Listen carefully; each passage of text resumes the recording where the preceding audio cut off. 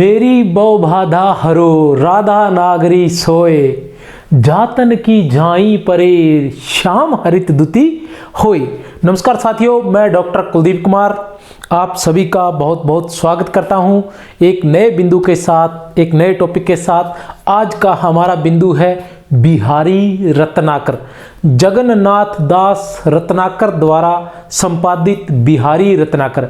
बिहारी सतसई की टीका है ये बिहारी रत्नाकर। तो आज हम लोग बिहारी रत्नाकर के प्रश्नोत्तर करेंगे, लेकिन उससे पहले उसके बारे में थोड़ी सी जानकारी प्राप्त करेंगे कि बिहारी रत्नाकर जो है वो बिहारी सतसई की ही टीका है। किसकी? बिहारी सतसई की टीका है। जिस प्रकार बिहारी सतसई में 713 दोहे थे। कितने? 713 दोहे थे, जिसके बारे में कहा गया है कि सतसैया के दोहरेर जो नाविक के तीर, देखन में छोटे लगेर घाव करे गंभीर। तो उसी तरह से ये बिहारी रत्नाकर भी घाव गंभीर करती है। हमारे पाठ्यक्रम में विशेष रूप से वरिष्ठ अध्यापक हिंदी आरपीएससी वरिष्ठ अध्यापक हिंदी में इसके प्रथम 20 दोहे जो है वो हमारे पाठ्यक्रम में है। जैसे मैं अभी बता रहा था कि 713 दोहे बिहारी सतसई में कितने दोहे माने जाते हैं? 713 दोहे। उसी तरह बिहारी रत्नाकर में भी 713 दोहे ही रखे गए हैं, जिसका प्रथम दोहा मैं अभी बोल चुका हूं, फिर से बोल देता हूं। प्रथम दोहा जो है वो है सतसई मेरी भव बाधा हरो, मेरी भव बाधा हरो राधा नागरी सोई, जातन की झाई परे श्याम हरित द्युति होए। तो मेरी भव बाधा हरो मतलब सबसे पहले जो स्मरण किया गया है बिहारी रत्नाकर में या बिहारी सतसई में, किसका किया गया है? राधा का। किसका? राधा का स्मरण किया गया है। तो ये थे बिहारी रत्नाकर। बिहारी रत्नाकर जो थे, इनके बारे में थोड़ा सा बता देना चाहता हूं। बिहारी रत्नाकर जी का जन्म 1866 ईस्वी में हुआ था। कब हुआ था? 1866 ईस्वी में इनका जन्म हुआ था। और ये इनके लिए भारतेंदु ने महाकवि होने का आशीर्वाद दिया था। महाकवि होने का क्यों दिया था? इनके जो पिता थे, जगन्नाथ दास रत्नाकर के जो पिता थे, वो भारतेंदु के परम मित्र थे। भारतेंदु जी के परम मित्र थे। बचपन में ही ये भारतेंदु जी से मिलते रहते थे और उसी दौरान भारतेंदु जी ने इनको, इनकी प्रतिभा को देखकर इन्हें महाकवि होने का आशीर्वाद दिया था। जगन्नाथ दास रत्नाकर विशेष रूप से ब्रज भाषा में लिखते थे। किस भाषा में? ब्रज भाषा में लिखते थे। और जक्की उपनाम से ये अपनी रचनाएं किया करते थे। किस उपनाम से? जक्की उपनाम से। ये इनके बारे में था। बिहारी जी के बारे में हम देखते हैं। बिहारी जी का जन्म भी कब हुआ था? 1595 ईस्वी में। कब हुआ था? 1595 में ईस्वी में उनका जन्म हुआ था। किसका? बिहारी दास जी का। चलो चलते हैं इसके बाद प्रश्नोत्तर पर। प्रश्नोत्तर की बात करते हैं हम।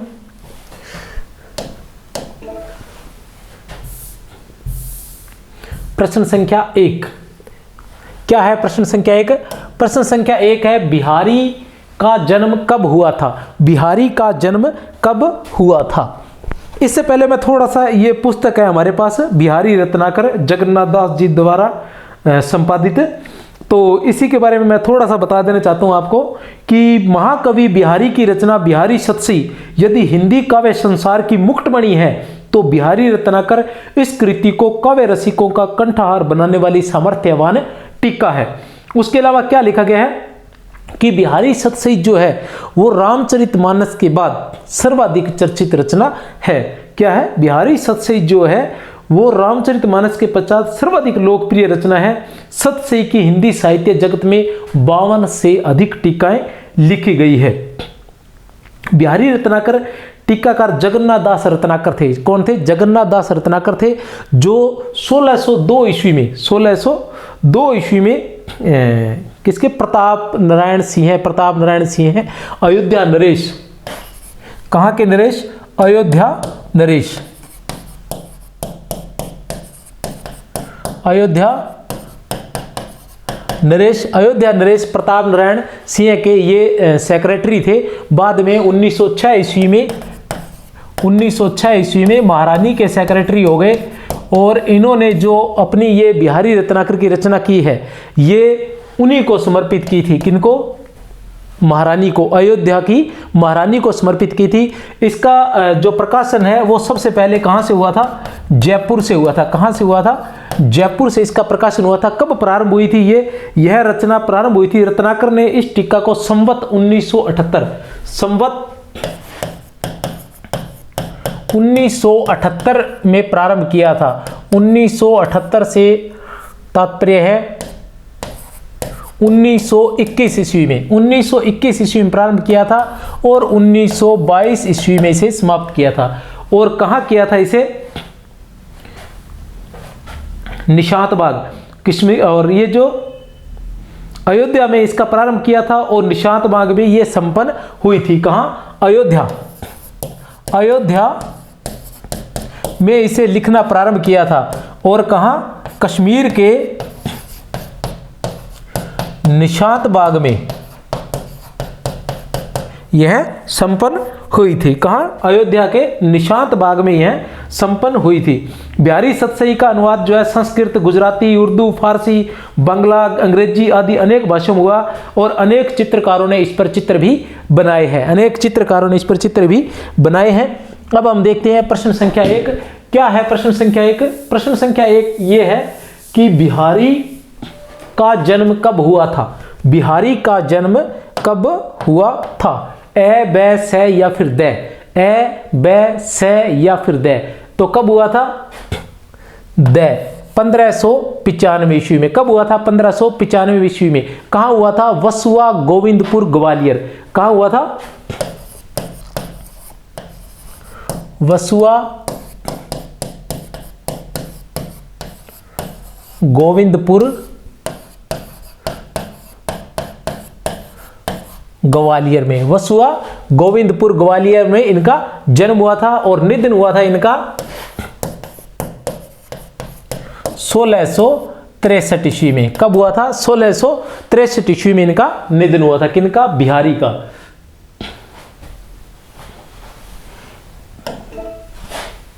प्रश्न संख्या 2 क्या है? प्रश्न संख्या 2, प्रश्न संख्या 2 है बिहारी से संबंधित संगत कथन है। बिहारी से संबंधित संगत कथन है। क्या पूछा है? संगत कथन। ध्यान रखना है हमें। इनका बचपन बुंदेलखंड में बीता। विवाह, इनका बचपन बुंदेलखंड में बीता। बिल्कुल सही बात है। विवाह के पश्चात ये अपनी ससुराल मथुरा आकर बस गए। बिल्कुल सही बात है। बिहारी चौबे ब्राह्मण थे। बिल्कुल सही बात है। उत्तर है द उपयुक्त सभी। जब बिहारी रत्नाकर की बात आए तो आप 2 बातें विशेष रूप से ध्यान रख लेना कि आपसे जो पूछा जा रहा है वो बिहारी जी के बारे में पूछा जा रहा है या बिहारी सतसई के बारे में पूछा जा रहा है या जगन्नाथ दास रत्नाकर के बारे में पूछा जा रहा है या जगन्नाथ दास रत्नाकर के बारे में पूछा जा रहा है या बिहारी रत्नाकर के बारे में। कहने से तात्पर्य यह है कि आपसे जो पूछा जा रहा है वो बिहारी के बारे में पूछा जा रहा है या जगन्नाथ दास रत्नाकर के बारे में पूछा जा रहा है। इन 2 बातों को आप ध्यान रख लेना, कहीं कोई गलती मत कर देना, क्योंकि संबंधित असंबंधित जब संगत असंगत कथन आएंगे तो वो हो सकता है पूछ रहा है बिहारी के लिए और आपके बात में ये आपके दिमाग में यह बात रह जाए कि वह जगन्नाथ दास रत्नाकर के बारे में पूछ रहा है, तो यहां संगत असंगत में कोई ऐसी बात आ गई तो गड़बड़ हो जाएगा। तो इसलिए जब भी बिहारी रत्नाकर की बात आए तो आप लोग ये अच्छे से ध्यान रख लेना कि बात किसकी हो रही है, बिहारी की हो रही है या फिर जगन्नाथ दास रत्नाकर की हो रही है। बहुत ही महत्वपूर्ण बात है ये। बिहारी को काली पहाड़ी गांव की जागीर, बिहारी को काली पहाड़ी गांव की जागीर पुरस्कार के रूप में किस से प्राप्त हुई थी? काली पहाड़ी गांव की जागीर पुरस्कार के रूप में किस से प्राप्त हुई थी? ए, बै, से या फिर द? ए, बै, से या फिर द किस से प्राप्त हुई थी काली पहाड़ी की जागीर? तो किस से प्राप्त हुई थी? ए, महाराजा जय सिंह से। किस से प्राप्त हुई थी? महाराजा जय सिंह से प्राप्त हुई थी। प्रश्न संख्या 4, प्रश्न संख्या 4 क्या है? प्रश्न संख्या 4, प्रश्न संख्या 4 में बिहारी के दोहों का संस्कृत में अनुवाद किसके द्वारा किया गया? बिहारी के दोहों का संस्कृत में अनुवाद किसके द्वारा किया गया? ए बै से या फिर द, ए बै से या फिर द, तो किसके द्वारा किया गया था? ए के द्वारा, पंडित परमानंद के द्वारा। किसके द्वारा? पंडित परमानंद के द्वारा। किस नाम से किया गया था? श्रृंगार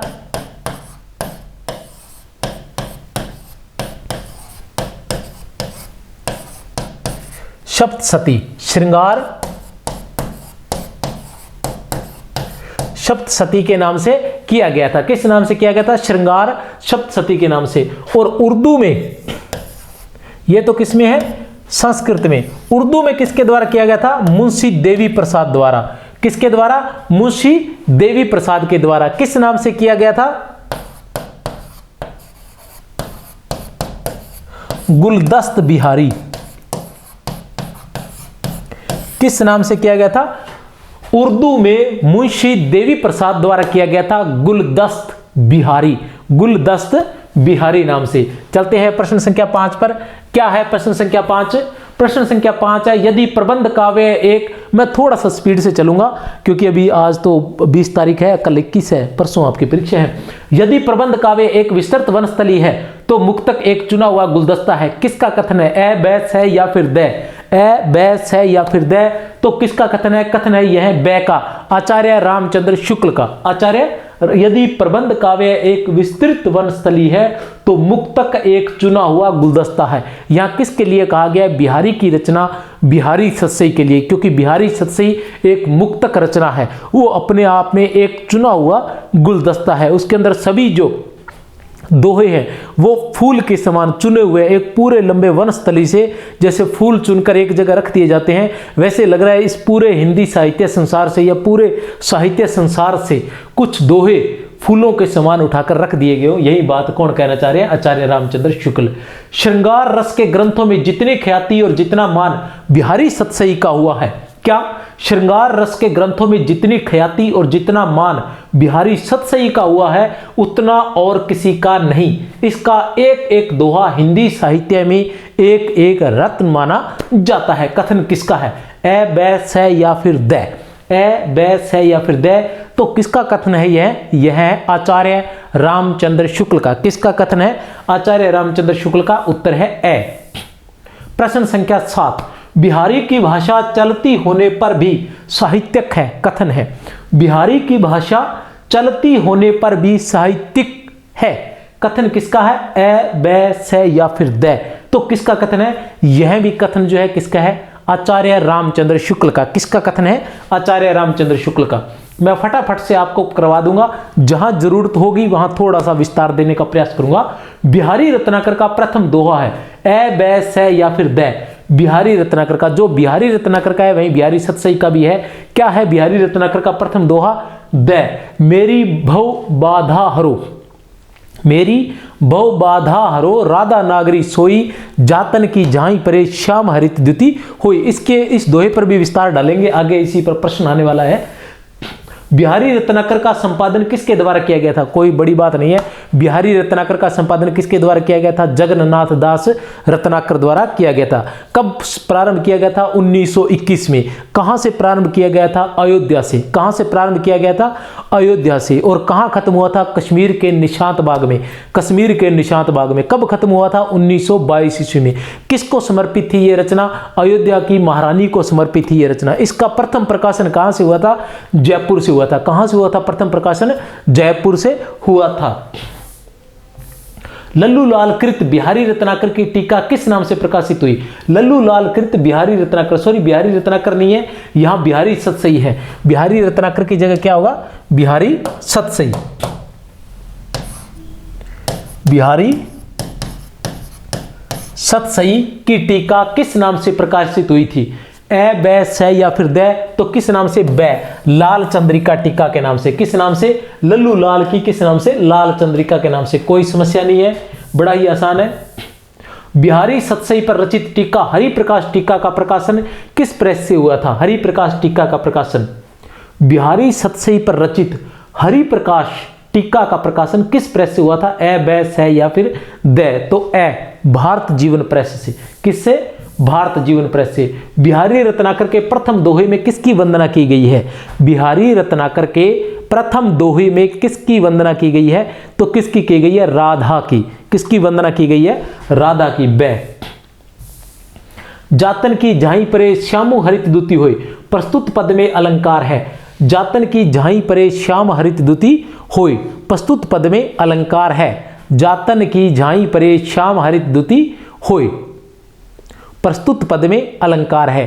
कौन सा अलंकार है प्रस्तुत पद में? हम देखते हैं।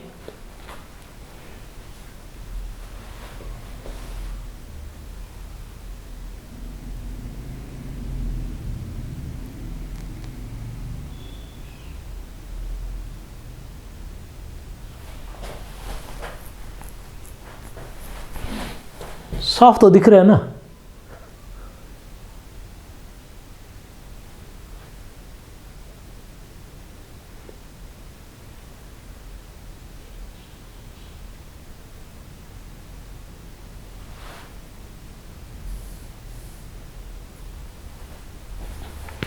जातन की झाई परे श्याम हरित दुति होए, प्रस्तुत पद में अलंकार है। कौन सा अलंकार है प्रस्तुत पद में? ए, बै, से या फिर दै? तो कौन सा है? बै। श्लेष अलंकार। कैसे है श्लेष अलंकार? कि यहाँ शब्द आया झाई और श्यामु और हरित द्युति। क्या है? हरित द्युति। यहाँ तीन शब्द आए हैं। इन तीनों ही शब्दों के तीन तीन अर्थ निकलते हैं। जहां किसी एक शब्द के दो या दो से अधिक अर्थ निकलते हो, जहां किसी एक शब्द के दो या दो से अधिक अर्थ निकलते हो, वहां श्लेष अलंकार होता है। इन शब्दों के कैसे अर्थ निकलते हैं मैं बताने का प्रयास करूंगा थोड़ा सा यहीं पर ही। कि सबसे पहले आया है झाई, दूसरा शब्द है श्यामु, तीसरा शब्द है हमारे पास हरित दुति। तो सबसे पहले हम इसको लेंगे रंग के रूप में। रंग के रूप में झाई अर्थात झलक पड़ने से, झलक पड़ने से। तो पहला अर्थ हमारे पास आ जाएगा झलक। पहला अर्थ क्या है हमारे पास? झलक पड़ने से। क्या हो जाता है? श्यामु। श्यामु अर्थात श्यामु कृष्ण का कौन सा रंग है? नीला रंग। ठीक है, तो नीले रंग जो श्यामु का अर्थ है नीला रंग। ठीक है ना। हरित दुति हुई, क्या हो जाता है? हरा। झलक, झलक से तात्पर्य झाई अर्थात झाई कैसी पड़ेगी? एक मिनट, झलक भी मान सकते हैं और आप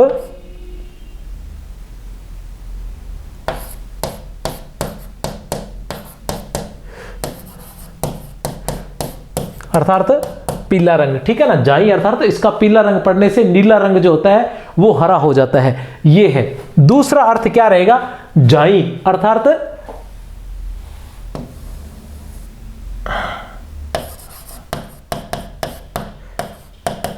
दूसरा अर्थ रहेगा झाई अर्थात झलक। झलक पड़ने से क्या हो जाता है? श्यामु अर्थात कृष्ण। श्यामु किसको कहा गया? कृष्ण को। कि जातन की अर्थात राधा के तन की झलक पड़ने से श्यामु अर्थात कृष्ण जो है वो हरित द्युति, हरित द्युति मतलब प्रसन्न हो जाते हैं। यह है दूसरा अर्थ। क्या हो जाते हैं?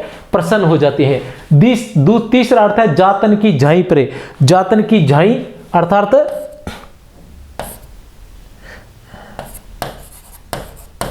जिसके तन की कृपा होने से। श्यामु, श्यामु किसका है? काला। काला अर्थात पाप। पाप क्या हो जाता है? हरित द्युति मतलब प्रभावहीन। क्या हो जाता है? प्रभावहीन हो जाता है। बिहारी रत्नाकर में इन तीनों शब्दों को ये तीन अर्थ बताए गए हैं। तो इससे क्या हुआ? जहां एक शब्द के दो या दो से अधिक अर्थ निकलते हो वहां कौन सा अलंकार होता है? श्लेष अलंकार होता है। इसलिए यहां कौन सा अलंकार है? श्लेष अलंकार है। अपने अंग के जानी के जोबन नृपति प्रवीण। अपने अंग के जानी के जोबन नृपति प्रवीण। उपयुक्त पद में अलंकार है। ए, बै, से या फिर दै। ए, बै, से या फिर दै। तो बै कैसे है? बै जोबन नृपति, यौवन रूपी राजा। यौवन रूपी राजा। ठीक है। अपने अंग के जानी के जोबन नृपति प्रवीण, यौवन रूपी राजा। तो कौन सा अलंकार हुआ? यहां रूपक अलंकार हुआ। प्रश्न संख्या 15, शनि कजल में शनि को काजल क्यों कहा गया है? शनि कज्जल में शनि को काजल क्यों कहा गया है? ए बै से या फिर दे, तो क्या बै, काला होने के कारण शनि को कज्जल कहा गया है। काजल भी काला होता है और शनि भी काला होता है, इसलिए उसको कज्जल अर्थात काजल कहा गया है। आंखों में डालने वाला। अपने अंग के जान के, आंख नहीं है ये, सॉरी, अपने, जो पहले आ चुका है वही दो है। अपने अंग के जान के जोबन नरपति प्रवीण, स्तन मन नैन नितंब को, स्तन मन नैन नितंब को बड़ो इजाफो कीन। उपयुक्त पद में किस नायिका का वर्णन हुआ है? उपयुक्त पद में किस नायिका का वर्णन हुआ है? ए बै से या फिर दे, ए बै से या फिर दे, तो किस नायिका का वर्णन हुआ है? नव यौवना नायिका का। ये नायिका भेद में आता है और नायिका भेद के रूप में अलग अलग विद्वानों ने, अलग अलग साहित्यकारों ने बहुत से भेद, नायिका के भेद और उपभेद माने हैं। उन्हीं में से एक भेद है नव यौवना नायिका। अपने अंग के जान के जोबन नरपति प्रवीण, स्तन मन नैन नितंब को बड़ो इजाफो कीन। वैसे कौन सा अलंकार है यहाँ? जोबन नरपति में कौन सा अलंकार है? रूपक अलंकार है। खुबी खुबी जिए माई, पद में अलंकार है। खुबी खुबी जी है माई, खुबी खुबी जिए माही, कौन सा अलंकार है इसमें? ए बै से या फिर दे, ए बै से या फिर दे, तो कौन सा अलंकार है? बै, यमक अलंकार। कैसे है?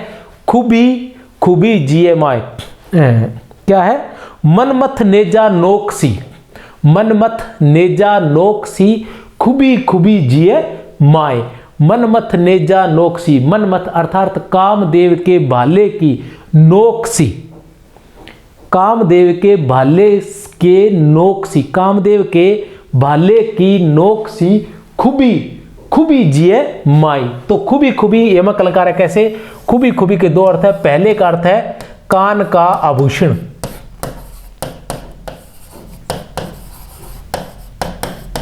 और दूसरी खुबी का अर्थ है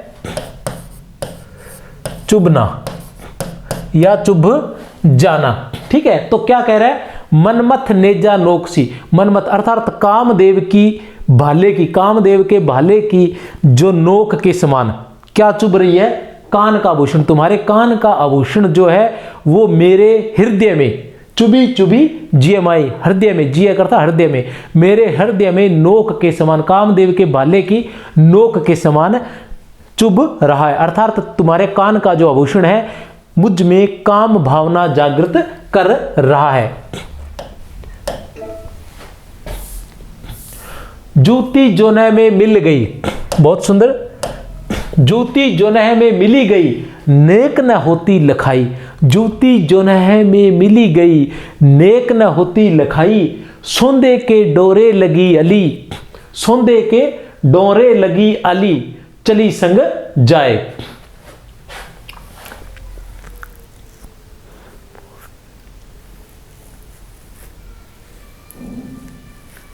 सोंदे के डोरे लगी अली,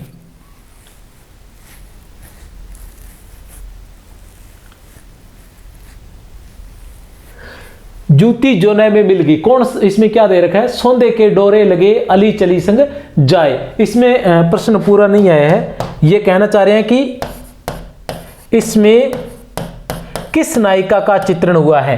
किस नायिका का चित्रण हुआ है? इसमें किस नायिका का चित्रण हुआ है?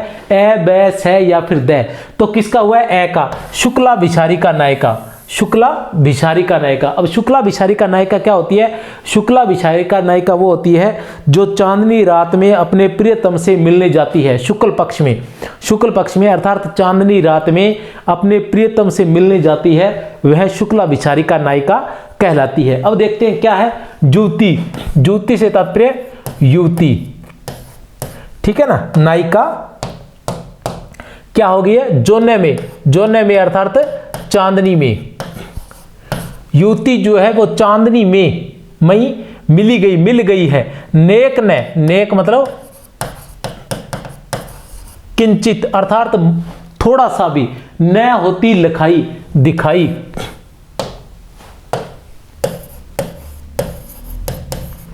मतलब युवती जो है, नायिका जो है वो चांदनी में ही मिल गई है, क्योंकि उसका जो बदन है वो गोरा बदन होने से वो चांदनी में ही मिल गई है, नेक किंचित मात्र भी दिखाई नहीं दे रही है। सौंदे के अर्थात सुगंध के डोरे अर्थात धागे से। लगी अली अर्थात सखी, उसकी सखी जो है वो सुगंध के डोरे से ही अर्थात उसकी सुगंध से ही उसके साथ चली जा रही है। बाकी वो चांदनी रात में चांदनी के साथ ही मिल गई है, कहीं दिखाई नहीं दे रही है। किस नायिका का वर्णन है ये? शुक्ला विशारिका नायिका का यहां वर्णन है। क्यों न नरपति हवे भोगवे लही सुदेशु सब देहु। ये प्रश्न थोड़ा गलत हो गया था बीच में। मनमथ नेजा नोकसी, जैसे पहले बता चुका हूं, मनमथ नेजा नोकसी चुभी चुभी जिये माही। मनमथ नेजा नोकसी चुभी चुभी जिये माही में अलंकार है ए बै से या फिर द, ए बै से या फिर द, तो अलंकार है ए, उपमा अलंकार। नोकसी मतलब नोक के समान। कौन चुभ गया नोक के समान? कान का आभूषण। तो कान के आभूषण को किसकी उपमा दी गई है? कामदेव के भाले की नोक की। ठीक है ना, कान के आभूषण को किसकी उपमा दी गई है? कामदेव के भाले के नोक की। भी कान का जो आभूषण है वो कामदेव के भाले की नोक के समान मेरे हृदय में, जिये में चुभ गया है। प्रश्न संख्या 21, निकी दई अनाकनी। निकी दई अनाकनी शायद पहले आ चुका है यह प्रश्न। निकी दई अनाकनी, निकी दई अनाकनी फीकी परी गुहारी तजो मनो तारण बिरहू बारक बारनु तारी। उपयुक्त पद में भाव है ए बै से या फिर द। उपयुक्त पद में भाव है, कौन सा भाव है? ए बै से या फिर द। तो कौन सा भाव है? भक्त का उलाहना, भक्त का उपालम। भक्त जो है वो उल्हाना दे रहे हैं अपने आराध्य को। क्या आराध्य को उल्हाना दे रहे हैं वो देखते हैं हम। दोहा जानने के बाद हमें पता चलेगा क्या।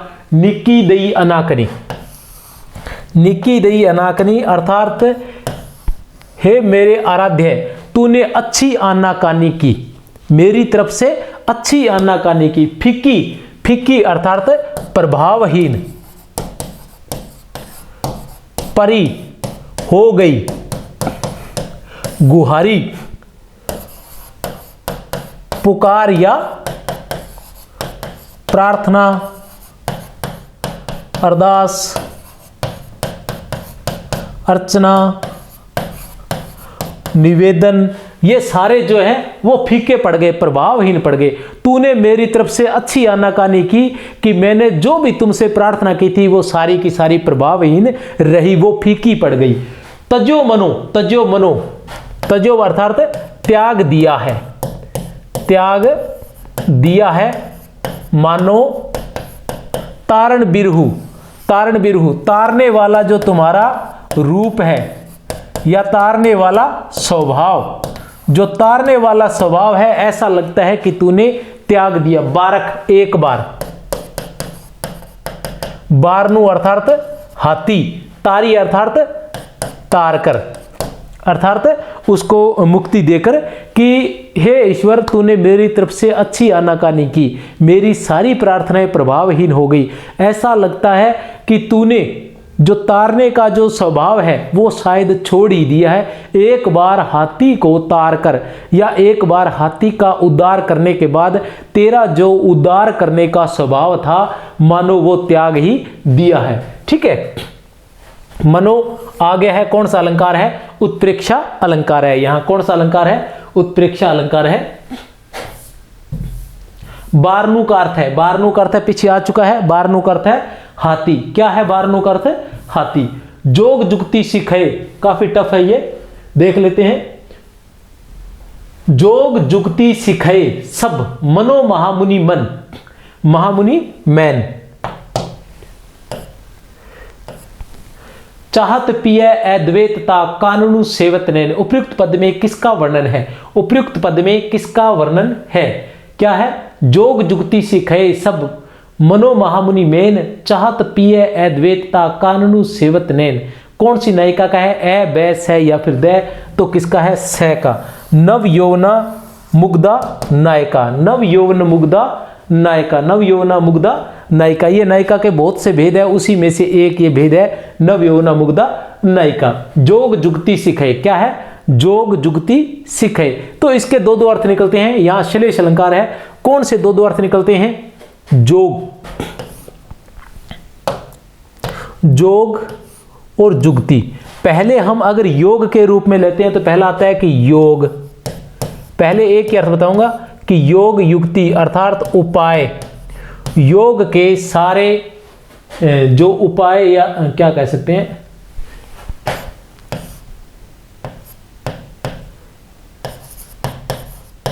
क्रियाएं कह देंगे अपने, योग की सारी क्रियाएं सिखाए, सिखा दिया है सब मनो महामुनि, महामुनि ने तुम्हें योग की सारी क्रियाएं सिखा दी है। चाहत पिय अद्वैतता, पिय अर्थात परमात्मा, योग के द्वारा तुम परमात्मा को अद्वैतता, अभिन्नता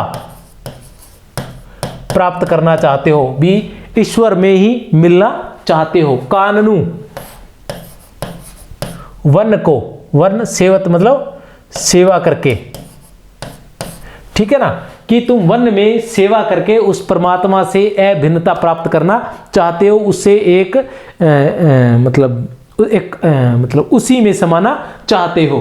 फिर आता है दूसरा जो इसका अर्थ रहेगा, यहां श्लेष अलंकार है, दूसरे जो अर्थ रहेंगे, पहला योग, योग से संबंधित, दूसरा है किससे? मिलन से संबंधित या प्रिय के मिलन से, कि योग, जोग मतलब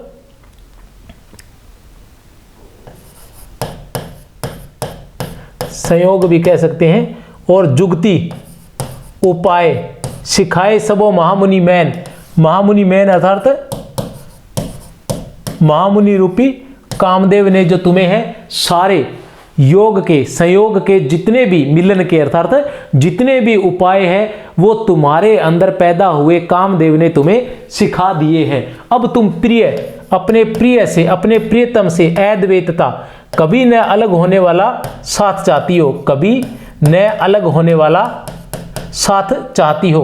कानूनु सेवत नैन, जो तुम्हारे नैन है वो किसकी सेवा कर रहे हैं? कानों की सेवा कर रहे हैं, कानों की सेवा कर रहे हैं। कानों की सेवा कैसे कर रहे हैं? कि जो नैन है वो काफी बड़े हो गए हैं, किसके कारण? तुम्हारी खूबसूरती के कारण नैन जो बड़े हो गए हैं। जोग जुक्ति सिखाए सब मनो महामुनि मैन, चाहत पिय अद्वैतता कानून सेवत नैन। चलो आगे चलते हैं। खरी पात्री कान की, खरी पात्री कान की, खरी पात्री कान की कौन बहाऊ बानी, आंख कली न रली करे अली अली जिए जाने। उपयुक्त पद में वर्णित नायिका है, उपयुक्त पद में वर्णित नायिका है, ए, बैस है या फिर दे। तो कौन सी नायिका है? उपयुक्त पद में वर्णित नायिका है। कौन सी नायिका उपयुक्त पद में? ए, मध्य नायिका। मध्य नायिका कौन सी होती है? जिसमें लज्जा और काम भावना समान रूप से होती है, उसे मध्य नायिका कहा जाता है। मध्य नायिका भी सबकिया नायिका का एक भेद है, सबकिया नायिका का एक उपभेद मान सकते हैं, क्योंकि नायिका के बहुत सारे भेद हैं, उन्हीं में से एक सबकिया नायिका होती है। सबकिया नायिका का भी उपभेद मध्य नायिका, प्रगल्भा नायिका और एक और होता है प्रारंभ में। 3 भेद होते हैं सबकिया नायिका के भी, आगे इनके भी अन्य भेद होते हैं। तो मध्य नायिका के हैं। अब इस दोहे का अर्थ जानना चाहेंगे, क्योंकि दोहे का अर्थ जानना भी हमारे लिए जरूरी है। 20 दोहे हैं बिहारी रत्ना करके। खरी पात्री कान की, खरी मतलब बहुत, पतली, पात्री मतलब कमजोर, पतली कमजोर हो, कान की, ठीक है ना, कि तुम कान की बहुत कमजोर हो। कान का कमजोर होने से तात्पर्य है कि बिना सोचे विचारे हर किसी की बात पर विश्वास कर लेना कान का कमजोर होना कहलाता है। कि हे सखी तू कान की बहुत कमजोर है। क्या है? कौन बहाऊ, कौन बहाऊ, बहाए, बानी, बानी अर्थात आदत, स्वभाव, प्रकृति, कि तुम्हारी जो ये प्रकृति है, तुम्हारी जो ये आदत है, तुम्हारा ये स्वभाव है, उसे कौन बहाए, अर्थात फेंक दे, ये छोड़ देने वाला, त्याग देने वाला तुम्हारा ये स्वभाव है। कौन सा स्वभाव? कि तुम कान की बहुत कमजोर हो, हर किसी की बात पर बिना सोचे समझे विश्वास कर लेती हो। आंख कली, आंख की कली के साथ न रली करे, रली अर्थात विहार, ठीक है ना, रली करे, अली अली जिए जानी, अली सखी और दूसरा अली,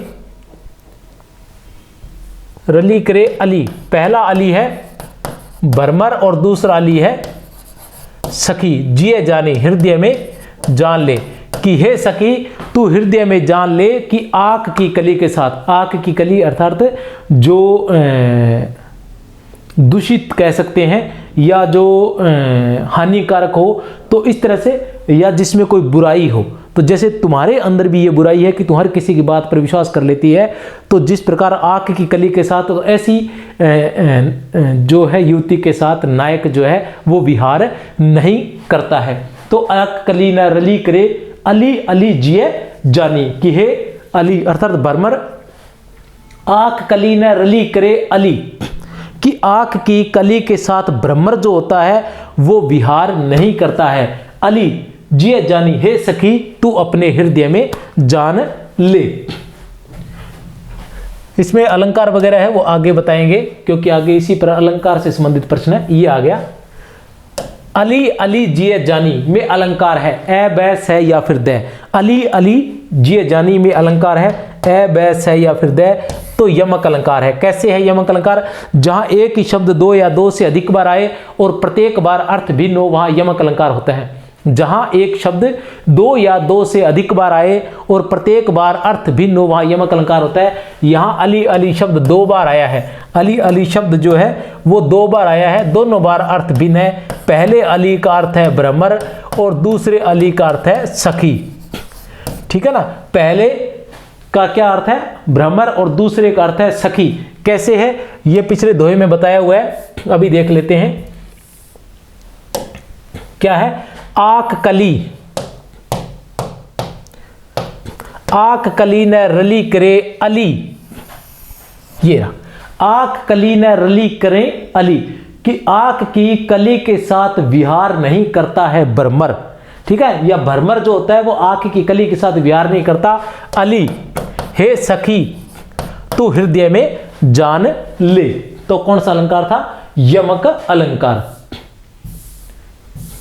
प्रश्न संख्या 26, भ्रमर किस कली के साथ विहार नहीं करता? ए बैस है या फिर दे, तो आंख की कली के साथ भ्रमर विहार नहीं करता है। बहाऊ का अर्थ है, बहाऊ का अर्थ क्या है? ए बैस है या फिर दे, तो बहाने योग्य, बहा देने योग्य।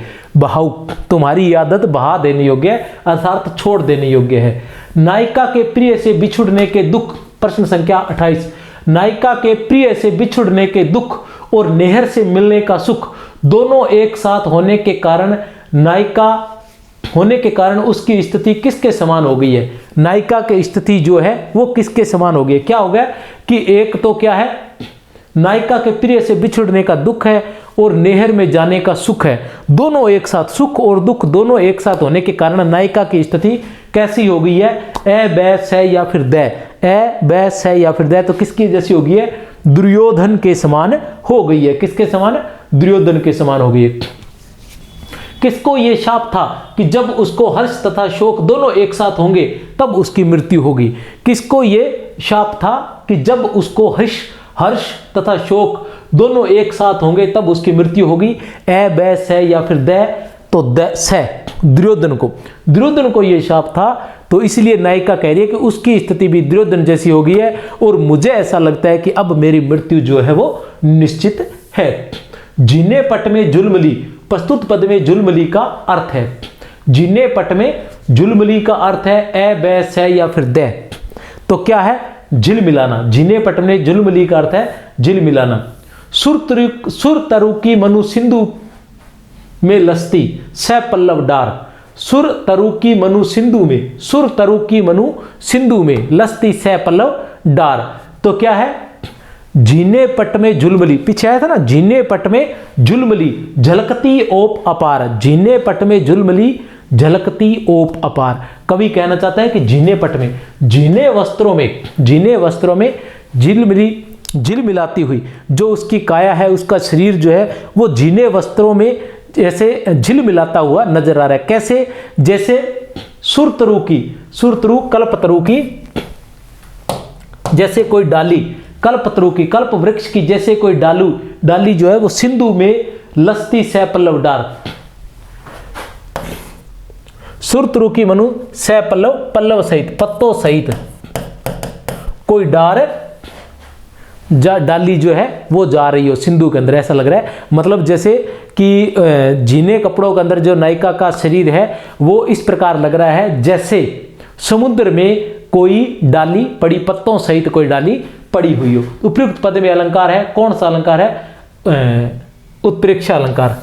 कौन सा अलंकार रहेगा?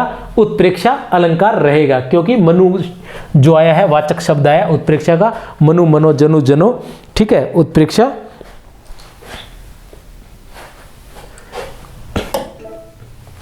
प्रश्न संख्या 32, डारे ठोडी गाड़ गाही, डारे ठोडी गाड़ गही नैन बटोही मारी, डारे ठोडी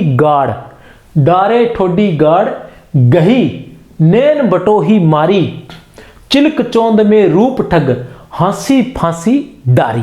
क्या है? पद में अलंकार है, ए बै से या फिर दे, ए बै से या फिर दे, तो कौन सा अलंकार है? रूपक अलंकार है। कैसे अलंकार है रूपक अलंकार? डारे ठोड़ी गाड़ मतलब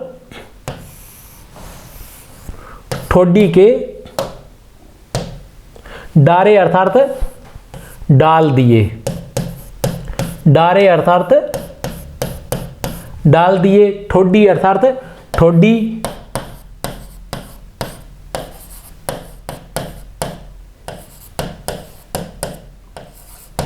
के गड्ढे में, ठोडी के गड्ढे में गही अर्थात पकड़कर, नैन बटोही नेत्र रूपी पथिक, मारी अर्थात मारकर। ठीक है, पहले अपने ऐसा लेते हैं कि ऐसा लगता है कि ठोडी के गड्ढे में नेत्र रूपी जो पथिक थे, ऐसा लगता है कि मारकर ठोडी के गड्ढे में गाड़ दिए हैं। नेत्र रूपी पथिक जो है, अब ये नायक के नेत्र है, नायक के जो नेत्र हैं वो नायिका के ठोडी के गड्ढे में, मतलब वो ठोडी पर जो गड्ढा बना हुआ है उसमें अटक गए हैं, वो कहीं और कहीं देख ही नहीं पा रहे हैं। तो ऐसे लग रहा है कि ये जो आंखों रूपी पथिक थे इनको मारकर उस खड्डे में डाल दिया गया है। चिल्क चौंद, चिल्क अर्थात चमक, चौंद होती है सुबह का प्रकाश, तारों का जो प्रकाश होता है, में रूप ठग, सौंदर्य रूपी ठग, रूप ठग सौंदर्य रूपी ठग ने हंसी फांसी, हंसी रूपी फांसी, क्या है? हंसी रूपी फांसी डालकर। अब आते हैं पूरी बात पर कि चिल्क चौंद क्या होती है, थोड़ा सा इसके बारे में बता देते हैं। चिल्क चौंद क्या होती है? उसके अंदर जैसे सुबह सुबह जो तारों का प्रकाश होता है, तारों या चांदनी रात के कारण क्या होता है, पथिक जो होते हैं वो क्या करते हैं कि तारों की रात को ये देख कर कि कहीं दिन उग गया है और वो रात में ही चल पड़ते हैं, उनको लगता है कि दिन उगने वाला है, क्योंकि जो भी पथिक होता है वो सुबह सुबह जल्दी निकलता है। तो जैसे ही तारों का प्रकाश अधिक होता है चांदनी रात में, तो वो क्या उठकर चल पड़ते हैं, और होती क्या है उस वक्त रात होती है, और ऐसे वक्त में क्या होता है, ठग जो होते हैं उनको मौज लग जाती है और वो उसको पकड़कर उसको ठग लेते हैं या उसको लूट लेते हैं। तो इसी प्रकार दोहे में जो है बिहारी जी क्या कह रहे हैं कि चिल्क चौंद में रूप ठग, कि चिल्क चौंद में जो ये प्रकाश है उसके अंदर क्या है कि रूप ठग, सौंदर्य रूपी ठग जो है सौंदर्य रूपी ठग ने अपनी हंसी की फांसी में डालकर, सौंदर्य रूपी ठग ने अपनी हंसी की फांसी में, हंसी रूपी फांसी में डालकर क्या है, नैन रूपी पथिकों को मारकर ठोडी के गड्ढे में डाल दिया है। किसमें? ठोडी के गड्ढे में डाल दिया है। तो इस प्रकार इसमें क्या किया गया है, नायिका के सौंदर्य का चित्रण किया गया है। तो बहुत बहुत धन्यवाद, थैंक यू। ये क्लास रही। इसके बाद जस्ट हमारी क्लास जो टेस्ट ये शायद 34 है, इसके बाद टेस्ट 35 के अंदर आप आज ही देखेंगे